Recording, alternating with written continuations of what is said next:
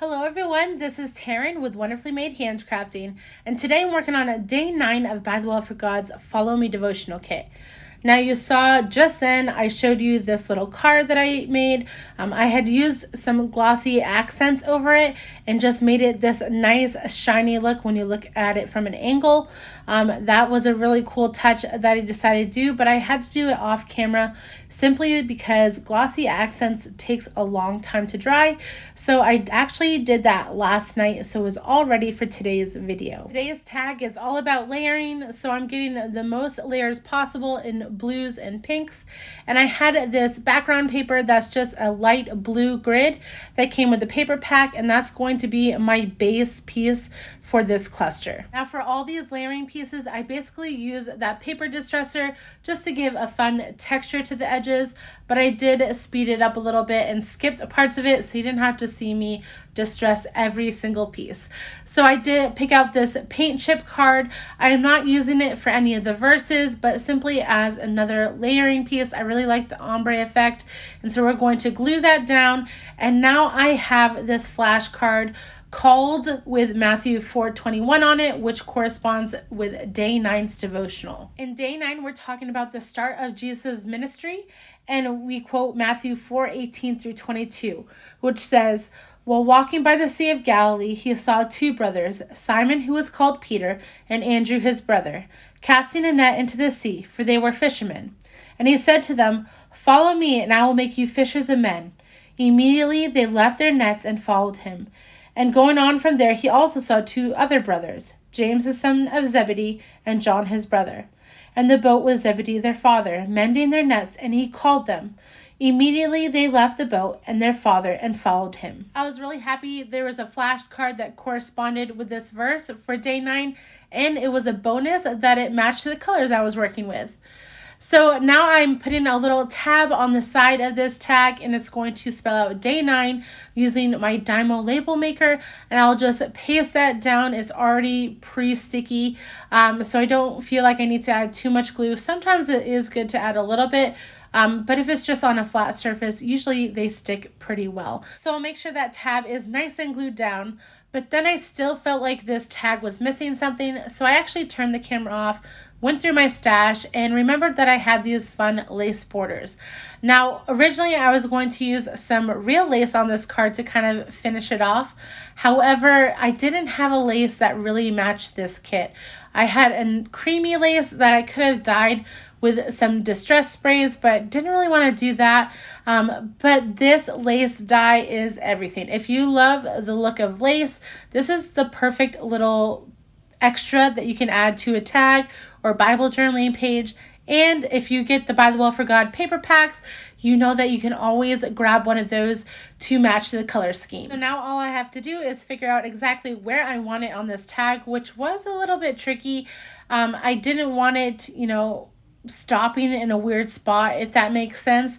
But this was just long enough to put vertically on this tag, and so I ended up just gluing it down right there so it would go top to bottom of this tag. Now with this die, it would take forever to actually put the glue down perfectly, and so instead I just kind of put it all over the lace and then just smush it down and kind of take off any of the extra glue oozing off with my fingers. It's not a big deal, plus it dries clear, so it's all good. Now that I figured out what was missing, I can start assembling the rest of this tag.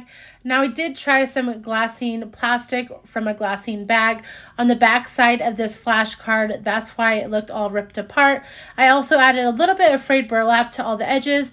Like I've said before, not enough to make it look grungy, but just enough to add a little definition between the layers. When I tested this fabric out, it looked a little too bright compared to everything else, and so I toned it down a bit with just pouncing some frayed burlap on top.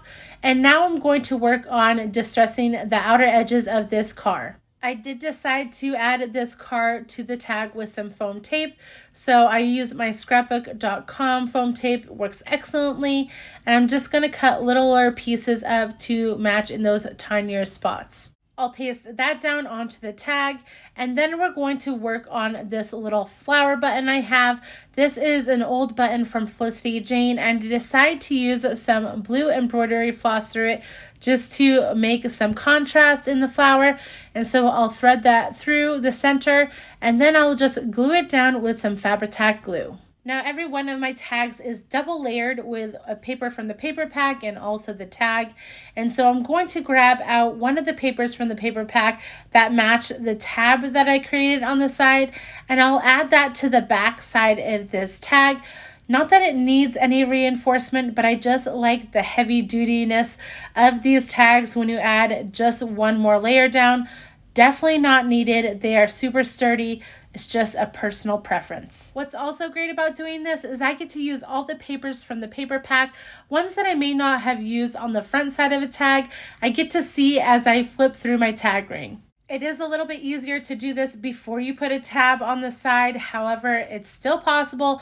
It just makes it a little bit more tricky. To finish this specific tag up, I do use my Crocodile to punch a hole and place a white eyelet at the top. However, don't leave me yet, because I do have a little extra thing I created to go along with this tag. I really love the Save Through Face stamp set. I love that it has an alphabet and numerics on it, but I was having a little bit of a tricky time trying to figure out where to use it on a tag. I really liked using it as a cluster. However, I didn't want to lose whatever I was writing on that license plate. And so instead, we're just creating a mini tag to go in front of this main tag for day 9. I've stamped it with some Versamark ink, and then I'm going to use some Kitsch Flamingo embossing glaze on top. It gives this really nice pink look to it. And then on top of that, I'm going to stamp Found in the center of this license plate. Found was another one of the words that was on the flashcard for day 9, and I was going back and forth between using the Found card and the Called card, and so I decided to just add Found to this license plate, and it fit perfectly. I want to make sure these letters are as even as possible, especially since this is supposed to be a license plate. So it takes a little bit of trial and error, but here I am stamping that down and then using that Kitsch Flamingo again, and I'll heat set that, and then we'll work on making the tag portion. Now for this mini tag, I do want it to be a little bit more sturdy than one piece of paper, so I'll cut it out and glue it to the same sheet of paper. But first off, I do find these little mini brads from Tim Holtz. I am going to use them because they are the perfect embellishment for this license plate. So I'll just push them through each one of these little circles, and then I will glue this all down to the main sheet of paper. Now I am adding quite a bit of glue to the back side simply because I don't want any edges lifting up. I want it to look like one solid piece of paper that's just a little bit more substantial.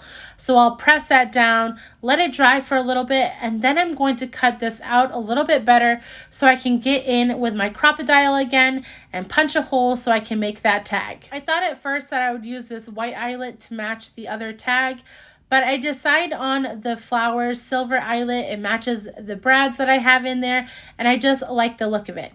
Now to finish this off, I will cut it closer to the license plate itself, obviously.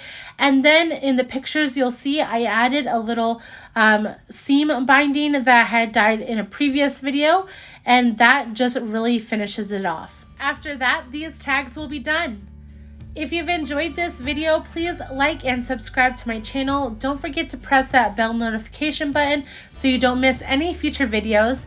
You can also find me over on Instagram at Wonderfully Made Handcrafting. I'll try to link everything I use down below in the description, and I hope you have a wonderful day, guys. Bye.